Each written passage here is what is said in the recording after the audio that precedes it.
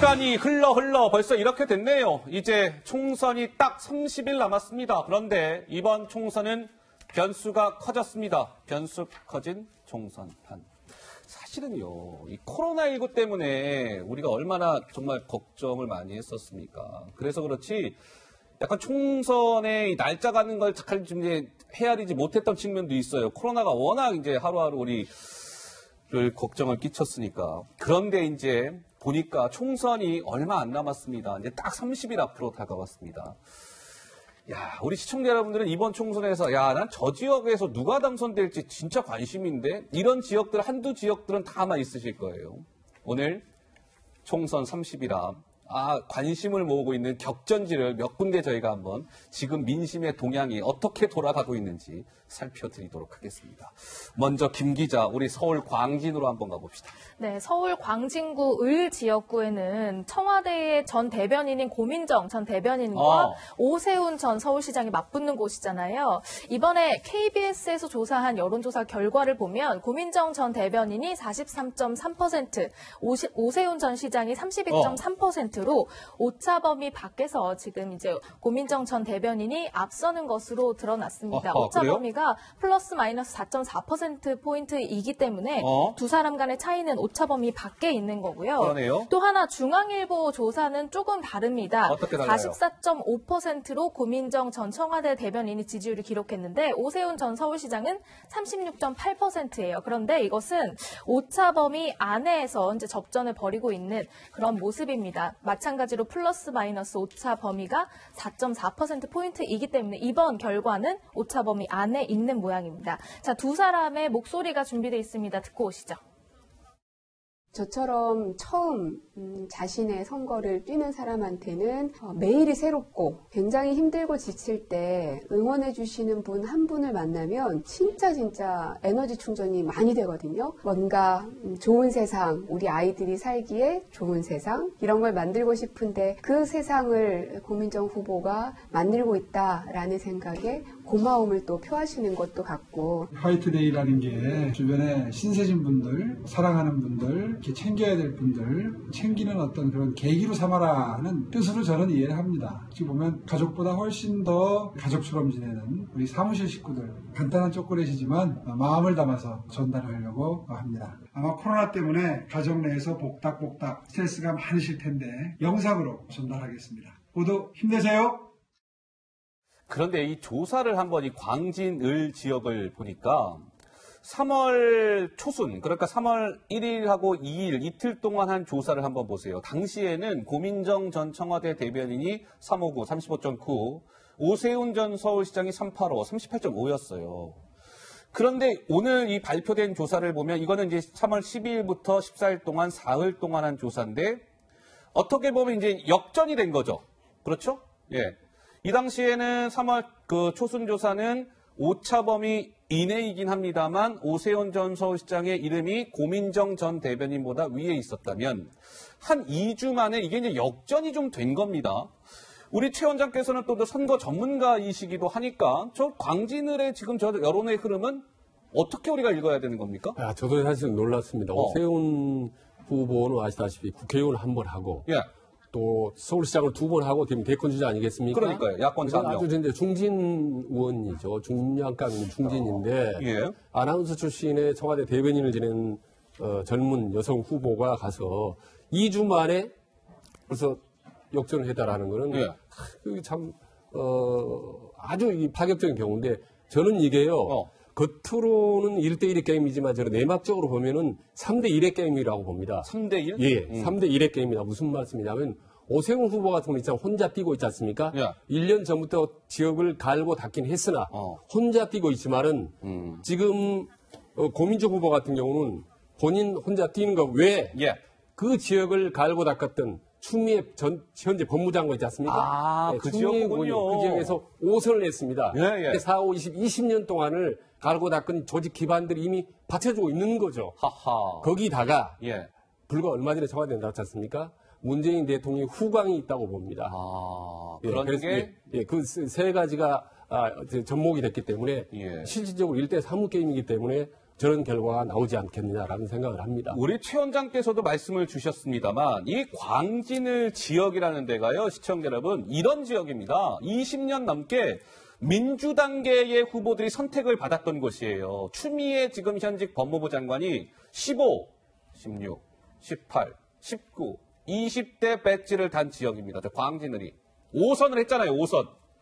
딱 한 번 추미애 장관이 안 한 때가 있었는데 17대 때예요. 근데 17대 때도 김영주 전 민주당 의원 아마 당시에 열린우리당 후보였을 거예요. 열린우리당 후보로 김영주 의원이 당시에 또 당선이 됐다. 그러니까 20년 넘게 지금 민주당계 후보들이 보수정당 후보가 아닌 민주당계 후보들이 선택을 받았던 것이죠. 최 교수 하실 말씀 있으세요? 그래서 제가 드리고자 하는 말씀이 저희가 원래 여당 강세 지역이에요. 원래 여당 강세 지역이라서 잘 보시면 알겠지만 얼마 전에 한 달 전쯤에 임종석 전 청와대 비서실장의 광진을 투입 얘기가 나왔었죠.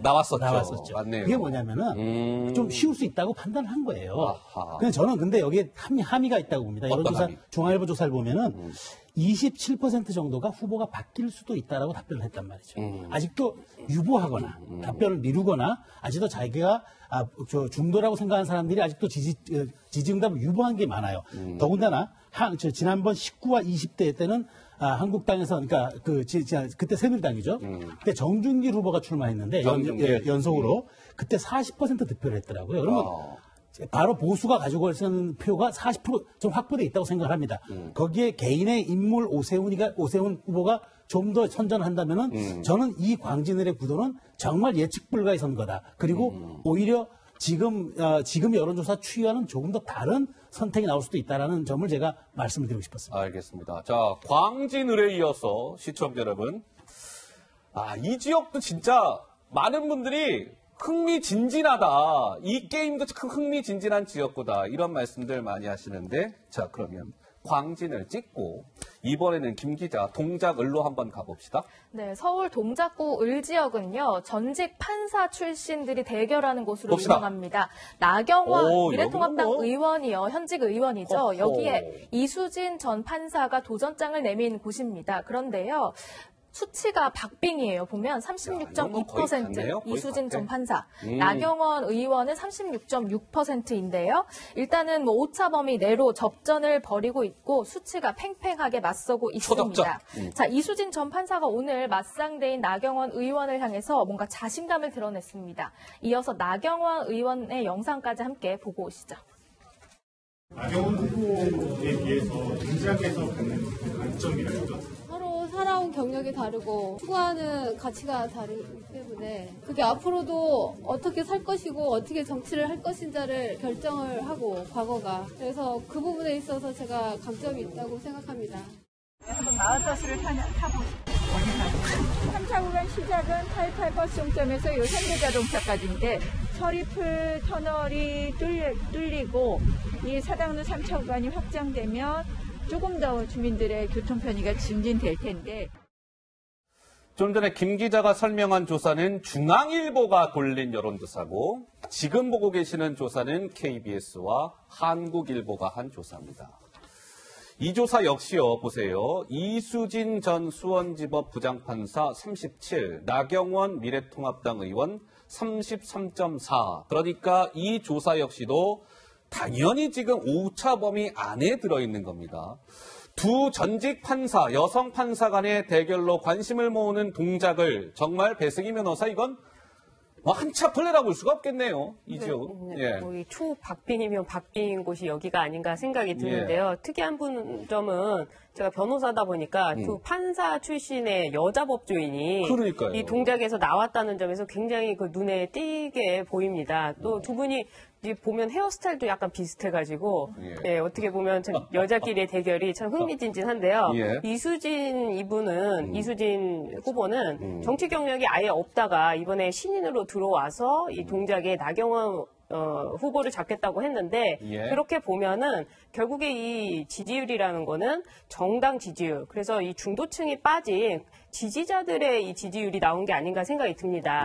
근데 수도권에서는 많은 분들이 이렇게 평가를 하더라고요. 어떻게요? 결국 중도층이 누구에게 쏠릴 것인가 그 점에서 당선이 결정이 된다라고 하는데 아직까지는 이 중도층이 지금 이 동작에서는 어디로 쏠리는지 알 수가 없는 상황이기 때문에 예. 결과적으로는 이 당이 어떻게 움직이고 어떻게 선거운동을 할 것인가에 따라 여기가 바뀌지 않을까 이런 생각이 듭니다. 제가 하나 참고삼아 말씀드리고 가는 게 좋겠네요. 지금 저희가 짚어드리고 있는 여론조사는 이게 무슨 뭐 지금 이 지역의 전체 여론을 대변한다 이렇게 보기 어렵습니다. 총선 30일이나 남아있고 앞으로도 이제 여론조사가 계속 발표가 될 것이고 현재 상황에서 그냥 하나의 참고 자료일 뿐이다. 이렇게 감안해서 이 방송을 시청해 주시는 게 좋을 것 같고요. 그렇다면 광진을 찍고 동작을 찍고 이번에는 저희 채널의 사옥이 있는 이 주변 정치 1번지 김 기자 종로로 한번 가보죠. 네, 종로구에서는요,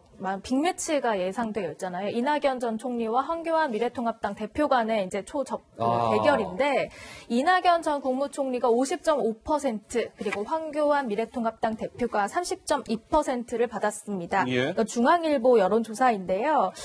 이건 표본 오차가 이제 플러스 마이너스 4.4%포인트임에도 불구하고 이낙연 전 총리가 좀 그 오차 범위 밖에서 앞서는 그런 모습입니다. 자, 두 후보가 일찌감치요, 종로에서 각각 주민들과 소통해온 모습들을 그동안 많이 보셨을 텐데요. 영상으로 다시 한번 만나보시죠. 평소에는 막걸리 많이 잡수시죠? 제가 한잔 더 합니까? 어쩔 없어. 막걸리 좀 드세요. 10,000원치만 드세요. 제가 손님들을 모실 적에 그 대표되는 손님의 고향 막걸리를 준비하다 보니까 99종류 막걸리를 샀어요. 텔레비전 나오신 분이 저 우리 형님이에요. 가게가 잘 되게 노력하겠습니다. 네, 하여간 열심히 좀 도와주십시오. 기회를 좀 살려주시고 그렇게 하겠습니다. 지역 경제가 너무 안 좋아요. 원래 안 됐던 곳인데 동료 경제가 설치할 수 있도록 최선을 다하겠습니다. 이발관이 유명하다고 그러더니 정말 여러분 와 계시네요. 그거는 이기지 않으면 반드시 이기겠습니다. 안 봐. 알겠습니다. 그 마음 무슨 뜻인지 잘 알겠습니다. 꼭 이겨내겠습니다. 네, 이 조사는 이제 50.5 이낙연 전 국무총리 그리고 황교안 미래통합당 대표 30.2 그러니까 20.3%포인트 차이로 이낙연 총리가 이제 앞서 있는 조사인데 우리 최 원장께서 보시기에는 총선 D-30일 이 조사 정도의 격차면 이게 좀 어느 정도 의미가 있다라고 보시는지요? 표가 너무 표차가 많이 납니다. 지금 종로하면 이제 대한민국 정치 1번지라고 하는데 예. 지금 두 후보가 아시다시피 이제 대권주자 1, 2위인데다가 총리 출신이고 그다음에 두 당의 선대위원장입니다. 그러니까요. 네, 그래서 두 당의 후보 종로의 어떤 그 박빙의 성적에 따라서 파급 효과가 나오는데 차이가 이렇게 크다라는 건요. 우선 황교안 대표가 계속 주장하고 있는 어떤 정부 심판론이 제대로 먹혀들고 있지 않다는 거고 반대로 이낙연의 어떤 그 파급 효과 덕분에 조금 전에 설명했던 어떤 서울의 박빙 지역들이 상당히 좀 민주당이 우세한 그런 현상을 보고 있다고 봅니다. 예. 아마 황교안 대표가 왜 이렇게 본인 표차가 많이 나오는지 그리고 문재인 비판론, 평가론, 심판론이 제대로 먹혀들고 있지 않는지 이 부분에 대해서 상당히 좀 냉철하게 한번 되돌아봐야 될 겁니다. 예, 우리 뭐 최지훈 원장님의 이제 개인적인 의견, 개인적인 평가이신 거고 최 교수님 말씀하시겠어요? 네, 저는 조금 좀 반대 의견인데요. 일단 여기에 한 세 가지 저는 그 포인트가 있다고 봅니다. 첫 번째, 그 이낙연 전 후보는 바로 밴드웨건 효과가 지금 확실하게 있는 거예요. 밴드웨건 효과라는 게 뭡니까? 이 일종의 이제 그 경제학 용어인데 예. 앞에 이제 북을 치는 사람이 다 따라가면 뒤에 군중들이 따라간다는 그런 이제 효과를 얘기하는 거죠. 그러니까 이낙연 후보는 총리 그만두자마자 후보로 나가면서 그 여세를 몰아지고 가고 있는 형국이에요. 근데 황교안 대표는 어땠습니까? 나가니 많이 하는 이런 사실은 좀 우유부단한 모습을 보이다가 마지막에 왔잖아요. 그렇기 때문에 지금 약간 보면 추세가 추격의 양상을 보이고 있습니다. 아하. 그것을 저는 한번 봐야 된다고 보고요. 또 하나는 종로가 특성이 있습니다. 이게 보니까 특성일까요? 동진서보라 그래요. 동쪽에 있는 동들, 그 지역들은 진보의 성향을 띠고 서쪽에 있는 지역들은 보수 성향을 띈다는 거예요. 동진, 서부. 그렇기 때문에 이렇게 극렬하게 어떤 그 극명하게 이렇게 표심이 갈리고 진보와 보수의 성향이 갈리기 때문에 이 투표의 패턴은 지금으로 해석하는 것이 반드시 그렇게 투표까지 가진 않을 수 있다라는 점이 이제 그 또 하나의 변수가 되어 있고 마지막으로는 이 코로나19 사태가 지금은 조금 잠잠해지는 걸로 보이지만 앞으로 어떻게 마무리가 되는 과정이 국민들 눈에 표심으로 평가받을지 이 부분도 대단히 중요하다. 더군다나 여기가 광화문 광장이 있는 지역이기 때문에 상당히 그 부분은 상징성 가질 수밖에 없다. 이 세 가지 저는 고려점을 말씀드리고 싶습니다. 알겠습니다. 자, 종로 좀 짚어봤고요. 이번에는 KTX를 타고 조금 한번 내려가 보죠. 여론조사 결과 주세요. 자, 대구 수성갑으로 가봅니다. 대구에서 어떻게 보면 제일 번화한 곳이죠? 수성갑이. 그렇죠. 네, 대구 수성갑. 보세요. 김부겸 지금 현직 이 지역의 의원은 민주당 김부겸 의원이 현직 의원입니다. 32.1. 주호영 미래통합당 의원이요. 지금 현직 의원인데 원래 지금의 지역구는 대구 수성을이에요. 수성을. 그런데 한 클릭 이동을 한 거죠. 수성갑에 도전장을 냈습니다. 그런데 주호영 의원이 37.3인데 이 두 명의 공통점이 있습니다. 뭔지 아세요? 4선 중진 의원들 간의 대결. 김부겸 4선, 주호영 4선. 야, 이 대구 수성갑 오차범위 이내에 역시 붙어 있습니다. 배승희 변호사는 어떻게 보세요? 저는 여기가 이번 코로나19에 가장 많은 영향을 받는 곳이 아닐까 생각이 듭니다. 특히 이게 구도로밖에 될 수가 없는 게요. 김부겸 의원 같은 경우에는 장관까지 하다가 오셔가지고 대관부 장관. 정부에서 과연 이 대구에 어떤 지원을 해줄 수 있느냐. 바로 이게 민심의 바로미터가 될 것이고 주호영 의원 같은 경우에는 야당이기 때문에 앞으로 야당이 과연 이 정부보다 훨씬 더 잘할 수 있는 거냐. 대구에 과연 어떠한 대안을 갖고 올 수 있는 거냐. 이런 그 민심을 바로 평가받는 곳이기 때문에 저는 이 선거가 가장 그 구도적으로는 이 문재인 정부를 심판하는 거냐 아니면은 정말 저쪽에서 말하는 야당 심판이 되는 거냐 하는 그런 바로미터가 될 것 같습니다. 알겠습니다. 그 두 후보가 말이죠. 30년 넘게 부부끼리도 잘 안다더라고요. 부부들끼리도 서로 잘 안 돼요? 잘 안 돼요. 너무 인간적으로 힘들다고 두 후보들이 동시에 토론을 하고 있는데 김부겸 지지자들에게 왜 물어봤어요? 왜 지지하냐고 했더니 인물론, 김부겸 인물을 보고 김부겸 난 인물 보고 뽑는다? 뽑는다고. 그리고 반대로 이제 주호영 지지자들에게 물어봤더니 정당을 보고 찍겠다. 미래통합당? 그래서 결국은 인물론과 정당론이 팽팽하게 막판까지 엎치락뒤치락 하면서 계속 아마 갈 것 같습니다. 저도 하나 말씀을 드리면 여기에 숨어있는 변수가 있어요. 수성갑의 변수? 변수가 뭐냐면 뭘까요? 현재 무소속 후보들이 끝까지 가느냐 여부입니다. 그러니까 지금 현재 구청장을 했던 분이 지금 아마 무소속 후보로 지금 하겠다는 의사를 표명한 걸로 알아요. 그렇다면 약간 보수의 균열이 올 수가 있거든요. 그러니까 과연 이분이 과연 완주할 수 있을 것인가. 저는 이 두 분의 대결 못지않게 그게 아마 대구 수성을에서는 이게 변수가 될 가능성이 매우 높다. 저는 그렇게 한번 전망해 보고 싶습니다. 알겠습니다. 자, 하여튼 굉장히 이제 흥미진진해지고 있습니다. 총선이 하루하루 성큼성큼 다가오면서 말이죠. 우리 4개 지역 살펴봤나요? 네. 처음에 광진을, 그 다음에 서울, 동작을, 그리고 어디였죠? 정치 1번지 종로, 대구 수성갑 짚어봤습니다. 내일 이 시간에는 또 다른 지역을 전해드리게 되지 않을까 싶네요.